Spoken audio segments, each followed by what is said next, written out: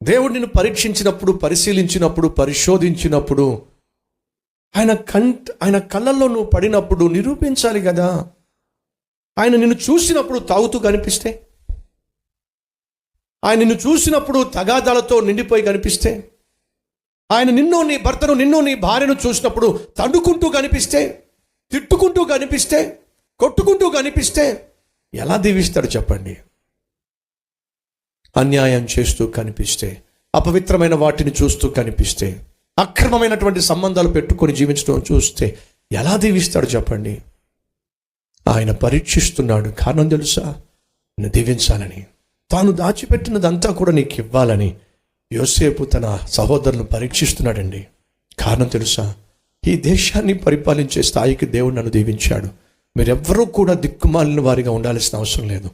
నాకున్న ఆశీర్వాదం అంతా మీకు పంచిపెట్టగలను, కానీ అర్హత ఉందా? అదే అపవిత్రంగా జీవిస్తూ, అదే అన్యాయంగా జీవిస్తూ, అవే అబద్ధాలు చెప్పుకుంటూ జీవిస్తున్నట్లయితే నేను ఏవి కూడా మీకు పంచిపెట్టలేను. ఆ రోజు యోసేపు దేవుని మహాజ్ఞానంతో పరీక్షిస్తున్నాడండి, లోతుగా పరీక్షిస్తున్నాడండి.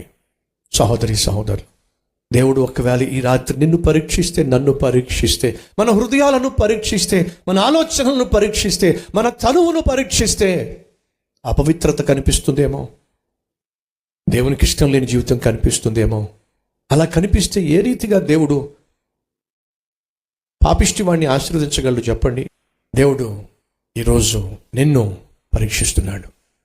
మార్పును చూపించగలవా? ప్రభు, నీకు తెలుసు కదా ప్రభువా, పోయిన సంవత్సరం ఎంత దుర్మార్గంగా జీవించానో, కానీ ఈరోజు నేను తెలుసు కదా ప్రభువా, నేను ఎంత నీతిగా జీవిస్తున్నానో. మార్పును చూపించగలవా?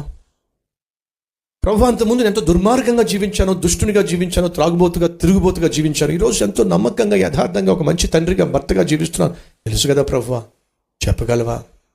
నేను ఎంత గయ్యాలదానో, ఎంత దుర్మార్గురాలనో, ఏ విధంగా నా కుటుంబాన్ని కూల్చేసుకున్నానో నీకు తెలుసు కదా ప్రభువా గతంలో. కానీ ఈరోజు నేను ఎంతో నమ్మకంగా, యథార్థంగా కుటుంబాన్ని కట్టుకుంటున్నానో నువ్వు చూస్తున్నావు కదా ప్రభువా, చెప్పగలవా? మా అమ్మని మోసం చేశా, మా నాన్నని మోసం చేశా, ఇంట్లో ఉన్న అందరినీ మోసం చేశా, వాళ్ళని ఏడిపించేశాను. కానీ ప్రభువా, ఇప్పుడు నువ్వు చూస్తున్నావు కదా నాలో వచ్చిన మార్పును.